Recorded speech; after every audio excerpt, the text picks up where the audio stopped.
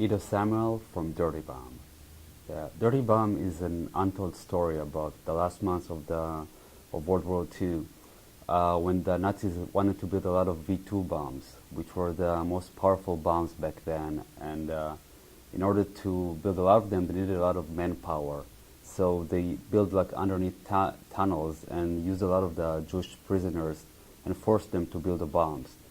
And each prisoner that walked on a bomb got a number, and the number that the prisoner had was on the bomb. So whenever a bomb didn't explode, they knew exactly who sabotaged it or who made it like not work, and they hung them next to everybody else, so they'll know this is what's going to happen to you. But the Jewish prisoner kept on sabotaging bombs, and by doing that, saved thousands and thousands of lives.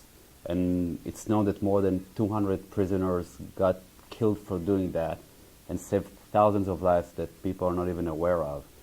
So we wanted to tell this story and make and honor these unsung heroes. So my name is Ido. I'm an actor. I'm originally from Israel. I moved here to the US 6 years ago. In Israel, I did a bunch of films. The most known is Fill the Void, which won the Israeli Oscars, and Israel sent it to the Academy Awards in the US. That's what brought me here. And I've been doing theater and film for about 10 years now.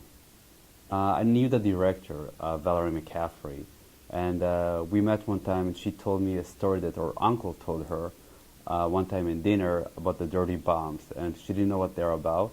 And she told me about her uncle was a soldier for the American side in the Battle of the Bulge, and he told her they saw on the battlefields in the snow these huge bombs just laying there, didn't explode, or falling from the sky, didn't explode, and they didn't know what they're about, so they called them dirty bombs.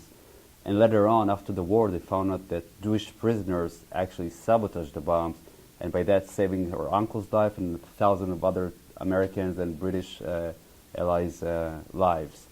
So I told her, like being from Israel, I heard so many Holocaust stories, and we have Holocaust survivors coming to our schools and telling stories, but I never heard this story. And I felt like we have to tell the story somehow, so we decided to make a film. And she decided to write and direct it, and she wanted me to be the lead actor in it. It's two parts. The Holocaust part we shot in Fresno, California, where you shoot a Holocaust film, of course, in 100 degrees heat.